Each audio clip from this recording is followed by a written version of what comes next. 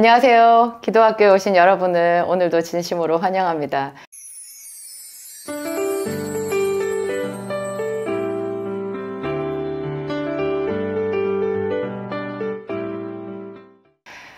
예수님께서 우리에게 가르쳐 주신 기도가 있죠. 주기도문. 제자들이 예수님께 물어보았던 것 중에서 가장 기특한 질문으로 꼽을 수 있다고 생각해요. 주여, 우리에게 기도를 가르쳐 주소서. 제가 기도하면서 항상 하나님께 간구했던 부분이에요. 하나님, 제가 어떻게 기도해야 되는지 저에게 가르쳐 주세요. 날마다 가르쳐 주세요. 날마다 하나님 앞에 기도하러 가는 그 매 순간이 저에게는 힘겨운 일이었거든요. 오늘도 어떻게 기도해야 되나? 무슨 말로 어떻게 나가야 되나?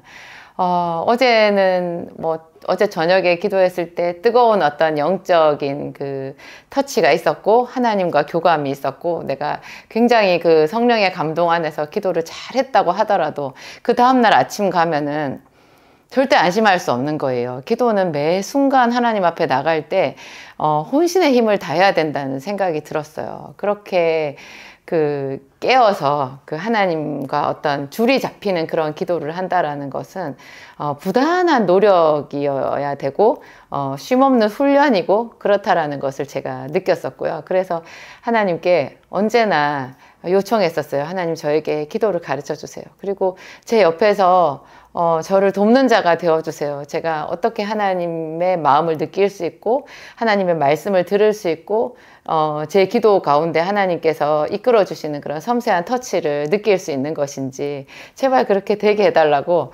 순간순간 제가 화살 기도도 많이 했다고 말씀드렸죠. 하나님, 제가 오늘 밤에 10시에 기도하러 가는데 그 시간에 하나님 그 자리에 먼저 가서 계셔야 돼요. 저 좀 도와주셔야 돼요. 안 그러면 저 1시간 내내 헤매다가 나올 수도 있어요.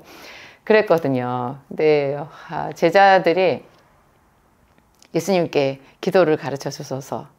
이게 그렇지만 한 번만에 가르쳐 주소서 하고 한 번에 모든 것을 알고 그 안 것을 기준으로 쭉 기도할 수 있는 게 아니라 매일매일 하나님께 물어봐야 된다라는 것을 제가 경험상 알게 된 거죠. 예수님께서 가르쳐 주신 그 주기도문, 예수님께서 기쁘게 제자들에게 너희는 이렇게 기도하라 그러면서 하늘에 계신 우리 아버지여, 이런 기도문을 우리에게 주셨잖아요.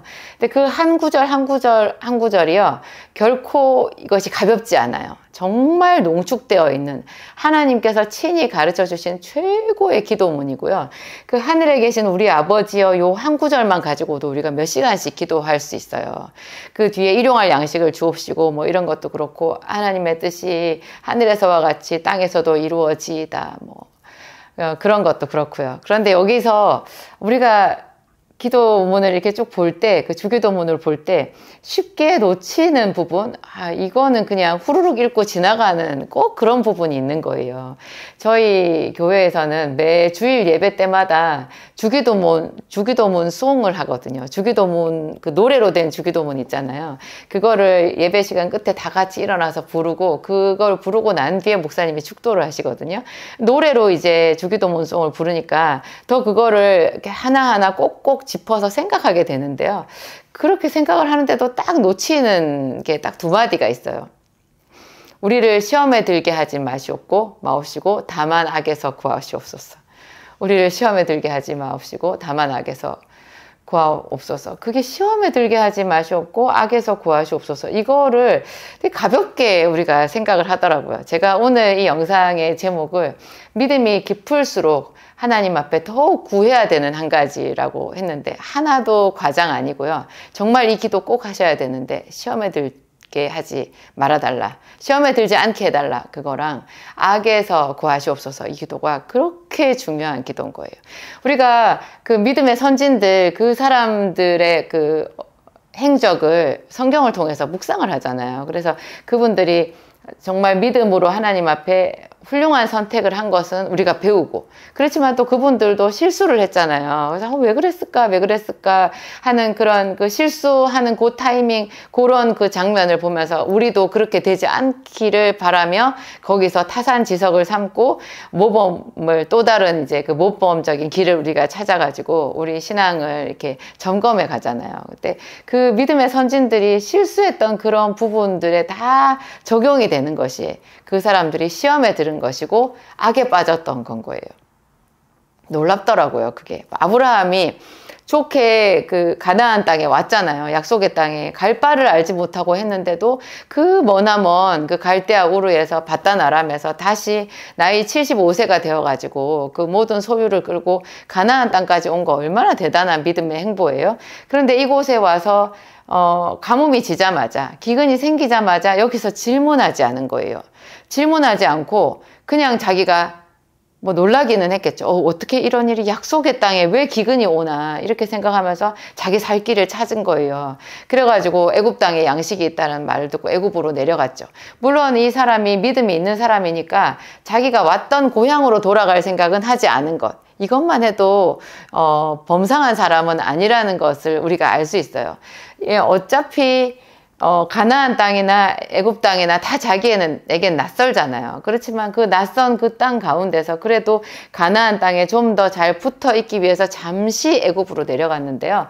그런 마음이었을 거예요. 그런데 그 애굽으로 내려가면서 보니까 자기 아내가 걱정이 되고, 아내가 너무 예뻐서 걱정이고, 그것 때문에 자기가 죽을까봐 걱정이 되고, 그래가지고 거기서 당신은 내 아내라고 하지 말고 이제부터 어디를 가든지 내 누이라고 해라. 실제로 이복 누이였대요. 그러니까 타협하기가 더 좋잖아요. 이복 누이였대요. 그래서 내 누이라고 해라. 그래야 내 목숨이 보존되고 내가 그대로 말미암아 안전하리라. 참 이게 기가 막힌 타협이거든요. 우리는 지금 우리 시대에 뭐 아내나 남편을 오빠라 해라, 뭐 누이 동생이라 해라, 이럴 일은 세상에 없지만 모양만 조금 바꿔보면 우리도 그렇게 쉽게 타협하는 그런 부분들이 되게 많은데요. 그것이 우리를 시험에 들게 하고 우리를 악에 빠지게 만드는 건 거예요. 아브라함이 거기 내려가서 정말 큰 시험에 들었잖아요. 정말 큰 시험에 들었죠. 자기 아내가 더 사람들한테 주목을 받고, 세상에 아무리 이쁘다고 왕에게 불려갈 일은 뭐겠어요. 왕에게 시집갈 것까지 어떻게 아브라함이 생각할 수 있었겠어요. 그런데 자기 아내를 왕에게 시집 보내고 말았고요. 그 왕으로부터 많은 선물을 받았는데 그것이 아브라함에게 얼마나 수치스러웠겠어요. 자기 조카 롯도 옆에 같이 있었잖아요. 정말 바보고 겁쟁이고 남자로서 가장 수치스럽고 치욕스러웠을 그런 일을 당했거든요. 그러면 이게 시험에 들고, 이런 시험에 든 것으로 인해서 고통스럽고 하나님이 어디 계신가 싶고 막 여러 가지 억울하고 그런 뭐 이렇게 분노가 생기고 이런 것들이 따라오거든요. 이 따라오는 뒤에 것들이 전부 악인 거예요. 시험에 들면 그 뒤에 꼭 따라오는 것이 악에 빠지는 거고, 시험과 악에 빠지면 그것이 전체가 죄가 되어서 하나님의 도우심으로부터 더 멀어질 수밖에 없는 거예요.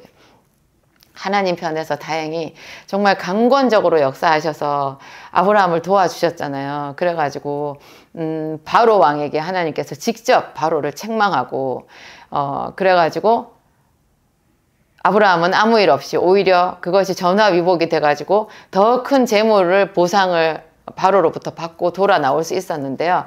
이 부분을 우리가 잘 해석을 해야 되는 거예요. 예수님께서 베드로한테 얘기하셨잖아요.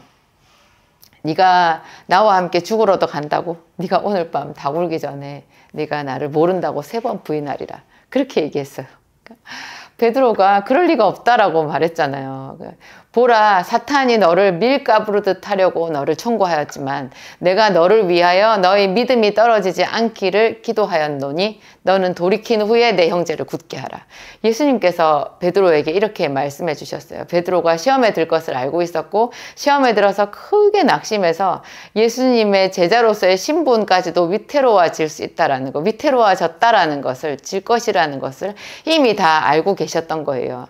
그래서 예수님께서 미리 사도 베드로를 위해서 기도하셨고, 그래서 베드로가 돌이킬 수 있었죠.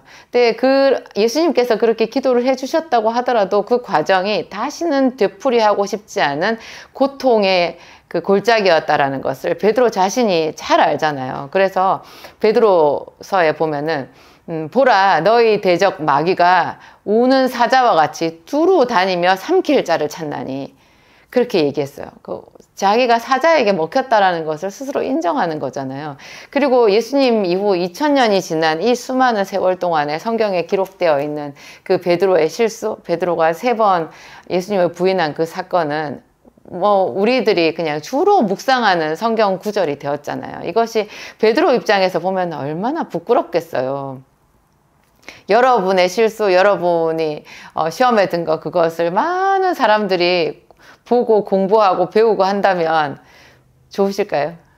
사람들이 나의 실수를 통해서 배우니까 하나님께 영광 돌린다. 물론 결과적으로는 그렇겠지만 참 부끄러운 일 아니겠어요? 그리고 위험한 거예요.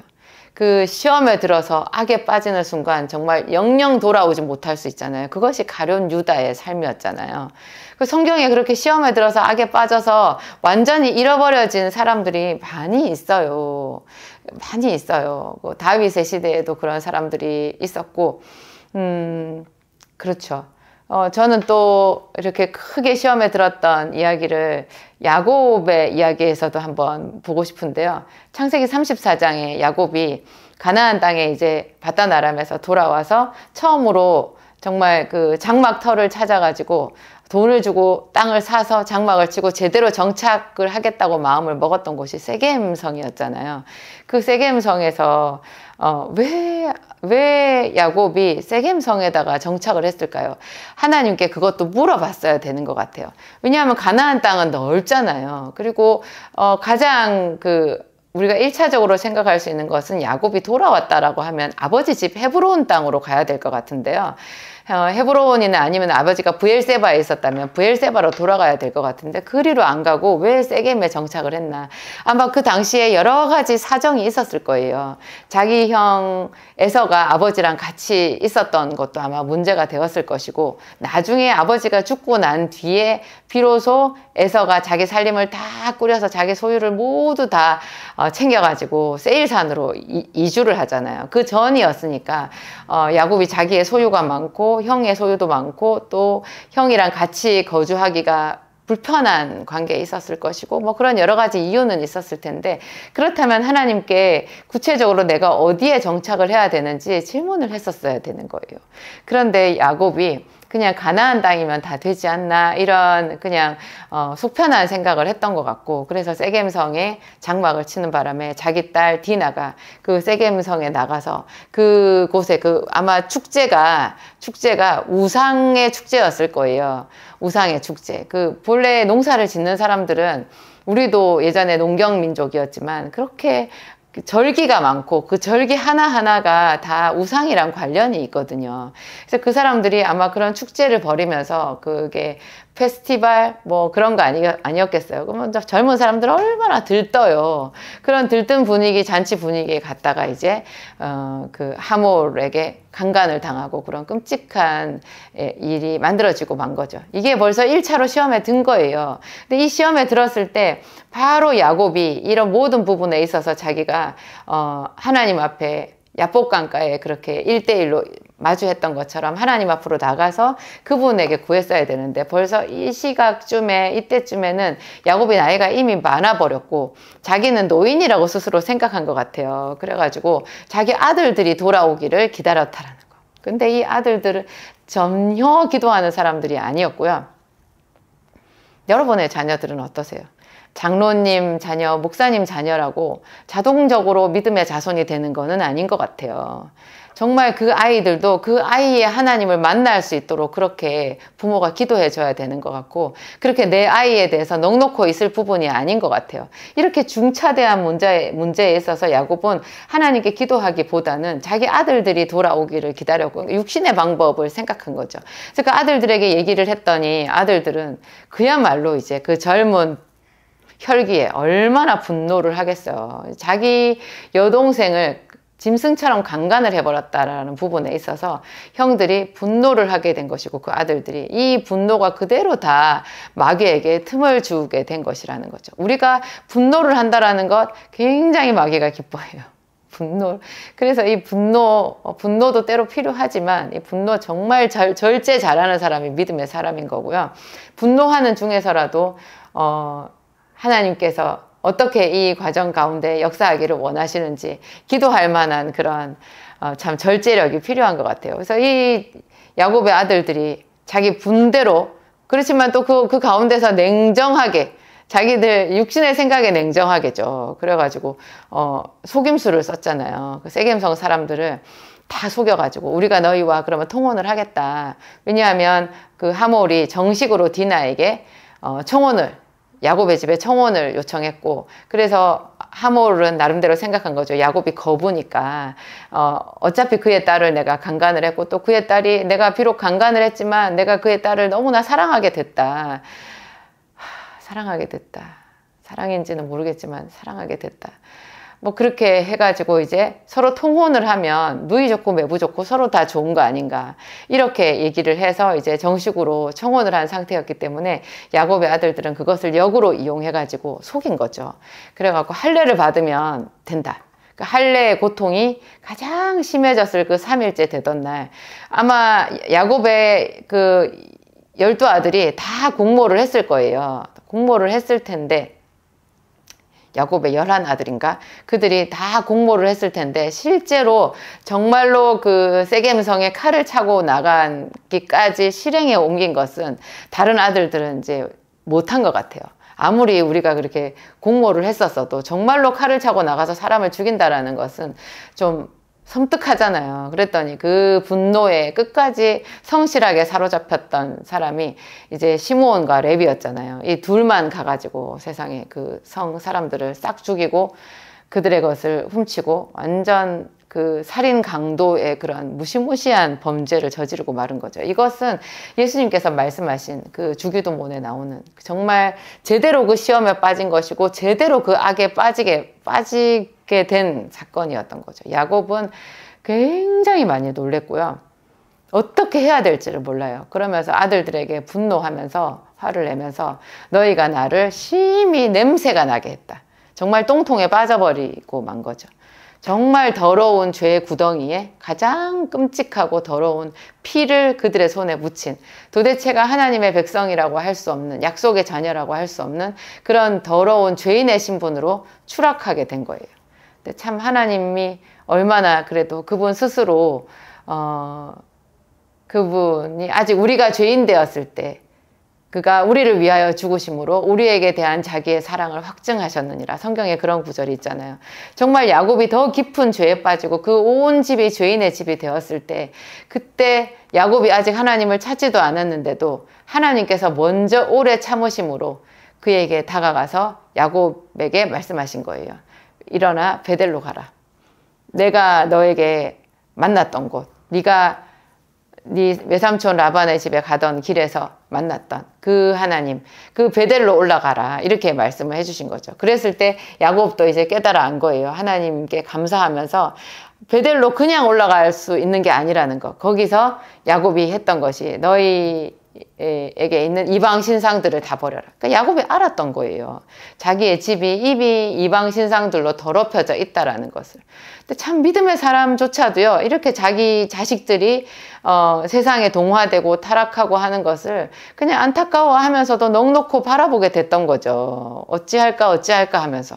그래서 우리가 마귀에게 많이 이렇게 도적질을 당하는 것 같아요. 근데 이제 하나님께서 이렇게까지 야곱에게 역사해 주시니까 야곱도 그때 이제 정신을 차려서 자식들에게 말하는 거죠. 너희 모든 장신구를 다, 뭐 이렇게 금고리, 귀고리, 코고리 그런 거 있잖아요. 그런 거, 그게 다 우상이랑 관련이 있었던 거예요. 그리고 이방 신상들을 다 버려라.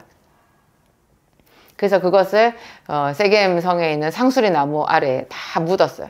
생각해보면 그 장신구들 전부 그 금고리, 코고리, 귀고리 다 아깝잖아요. 우리가 하나님과 친밀해지기 위해서 버려야 되는 것이 참 우리 마음에는 아깝거든요. 그렇지만 그것을 가지고 있으면 그냥 같이 물속에 가라앉아서 침몰하는 거예요. 죽는 거예요. 내 생명이냐, 이런 아까운 것들이냐, 이 아까운 것들을 붙잡고 있다가 같이 늪지대에 빠져서 죽을 것이냐, 이런 중차대한 선택을 해야 되는 것이죠. 야곱은 그렇게 했고요. 그러니까 그게 지금 우리의 환경에서, 우리 처지에서 빗대어 말하자면 철저하게 회개하는 거예요. 내가 아까운 것이라도 다 버리고 결단하고, 그렇죠. 다 세상에 들어온 그런 더러운 습관들을 다 철저하게 회개하고 버리고, 물질적인 손해도 감수하고, 정신적인 어떤 인간적인 그런 손해도 감수하고 하나님 앞에 그냥 벌거벗은 몸처럼 나오는 거죠. 그렇게 했을 때 하나님께서 야곱을 지켜주셔가지고 사방 모든 사람들에게 두려운 마음을 주셨대요. 사실 그 세겜성 사람들은 그 주변 사람들하고 뭐 지금 야곱하고만 연혼하려고 한 게 아니었을 거 아니에요. 이미 그 전에 그 사람들은 다 그 주변 족속들이랑 전부 다 친인척 관계, 연혼 관계에 있거든요. 그러니까 세겜성 하나를 쳤다라는 것은 그 주변에 있는 모든 족속들을 다 들쑤셔 놓은 거예요. 그 사람들이 다 연합해가지고 야곱 한 족속을 치게 되면 야곱이 그렇게 말했잖아요. 저희는 많고 우리가 수가 적으니 이제 저희가 우리를 치면 우리는 나와 내 집은 망하게 멸망하리라 그렇게 얘기했거든요. 딱 그렇게 될 처지였는데요. 하나님께서 이 야곱이 이방 신상들을 다 버리고 그 가족들, 그 아들들도 다 그렇게 금부치들 다 갖다가 상수리 나무 아래에 묻고 겸허한 마음으로 아버지와 함께 베델로 올라가자 하나님께서 그들의 죄를 용서하시고 보호하시는 그 손으로 그들을 덮어주신 거예요. 우리가 죄를 짓고 시험에 빠져서 악에 빠지게 되면요, 하나님의 보호하심이 떠나요. 그리고 마귀는 이제 본격적으로 우리에게 와서 도적질을 시작하는 거예요. 점점 더 깊은 수렁에 빠지고 점점 더 깊은 슬픔에 빠져서 겉모양으로는 예수 믿는 사람, 교회 다니는 사람 이런 모양이 다 있는데 속은 빈 강정이 되어가지고 완전 오물통에서 그냥 허우적거리는 그런 비참한 인생을 살 수밖에 없는 거죠. 그런 비참한 자기의 인생을 깨닫기라도 하면 그 순간에 바로 돌이킬 수 있거든요. 그런데 제가 이 주변에서 보면 그거를 깨닫지 못하는 분들이 그렇게 많아요. 아무리 말해준다고 알겠어요. 참 하나님의 은혜가 필요하다는 생각이 들고, 그래서 주기도문에 이 말씀이 있는 거예요. 선줄로 생각한 자는 넘어질까 주의하라. 그렇게 얘기했죠. 사도 바울도 그렇게 말했는데 주기도문에 예수님께서 시험에 들지 않게, 악에 빠지지 않게 구하라고 그렇게 그 기도문을 넣어 놓으신 거예요. 사실 악에 빠지지 않고 시험에 들지 않는 그 사람이야말로 정말 하나님과 친밀한, 악에 빠지지 않고 시험에 들지 않았다면 얼마나 성령 충만한 사람이겠어요. 성령 충만한 사람이에요. 그 자체가. 우리는 이미 예수를 영접했기 때문에. 그럼 우리와 예수님 사이, 우리와 하나님 사이의 거리는 뭐냐? 우리가 자주 아주 하찮은 그런 악에 자꾸자꾸 넘어지는 거예요. 그런 자잘한 악들, 우리가 뭐 큰 죄를 지어서 하나님과 멀어진다라고, 물론 그럴 수도 있겠지만, 우리가 뭐 사람을 죽이고 누구한테 큰 사기를 치고 뭐 그런 죄를 짓겠어요. 우리는 그냥 살짝 아주 먼지 같은 작은 죄들을 생각으로 범하고 마음으로 범하고 내 손으로 스치듯이 범하고 그런 거 아니겠어요? 그래가지고 그런 것들이 우리 삶의 공기가 되기 때문에 그 공기가 두터운 만큼 하나님과 거리가 생기게 되고, 그것이 시간이 누적될수록 겉으로는 그리스도인인데 아무런 성령의 영감이 없는, 그냥 과거에 하나님을 만난 것은 과거의 추억으로만 묻혀있는 그런 사람이 되고 마는 거죠. 저도 최근에 또 좀 힘든 일이 한 가지 생겼는데요. 제가 어제 문득 마음이 들었어요. 하나님께 감사하다. 내가 너무 편안하면 어느새 나도 매너리즘에 빠지겠지. 어느새 나도 손이 늘어지겠네. 하나님께서 나한테 정신 차리라고 바늘로 한번 콕 찌르시는구나. 그런 생각이 들고 감사하기로 했어요. 그래서 제가 오늘부터 저도 본래 하루에 아침 저녁으로 기도했지만 이제 점심에도 교회 가가지고 30분이라도 추가로 더 집중해서 기도를 해봐야 되겠다. 그러면 내가 또 한 번 더 하나님의 영광을 보게 되리라. 그런 생각을 하고 마음을 다잡았습니다. 기도하시겠습니다. 하나님, 우리에게 기도를 가르쳐 주셔서 감사합니다. 매일매일 하나님께 요청합니다. 성령 하나님께 요청합니다. 우리에게 기도를 가르쳐 주시옵소서. 하나님, 기도를 가르쳐 주시옵소서. 또한 이미 가르쳐 주신 주기도문 안에 시험에 들게 하지 마옵시고 다만 악에서 구하여 달라는 이 기도문이 얼마나 중요한지 오늘 깨우쳐 주셔서 감사합니다. 하나님, 우리가 자주 우리도 알지 못하는 사이에 시험에 들고, 그래서 다른 사람들과 비교하고 미워하고 두려워하고 하나님 기도를 게을리하게 되는 그런 여러 가지 시험 속에서 우리도 모르게 점점 악에 물들어가는 그런 무한한 하나님 실수를 반복하고 살았다라는 것을 회개합니다. 하나님, 성령 하나님 오시옵소서. 우리에게 깨닫는 마음을 주시옵소서. 하나님, 점 같은 우리의 인생 그 수많은 시간 순간순간마다 성령께서 우리에게 일깨워 주셔서 어떤 것이 우리가 피해야 될 것이고 어떤 것이 죄악인지 감각을 가질 수 있도록 도와주시옵소서. 하나님의 말씀으로 우리 안을 충만하게 채웁니다. 성령님, 날마다 더 생각나게 하여 주시옵소서. 그 말씀이 살아서 역사하여서 하나님, 우리 모든 세포 하나하나를 지키며 우리 마음속에 하나님 5만 가지 스쳐가는 그런 생각들 다 지킬 수 있도록, 정죄할 수 있도록 주님 도와주시옵소서. 하나님, 우리를 새롭게 하옵소서. 새로운 기도의 영을 우리에게 부어 주시옵소서. 시험에 들지 않고 깨어 근신하여 정말 하나님 연단받은 당신의 백성들 그리스도의 군사가 되겠습니다. 성령님 도와주시옵소서. 성령님 도와주시옵소서. 주 예수 그리스도의 이름으로 기도합니다. 아멘.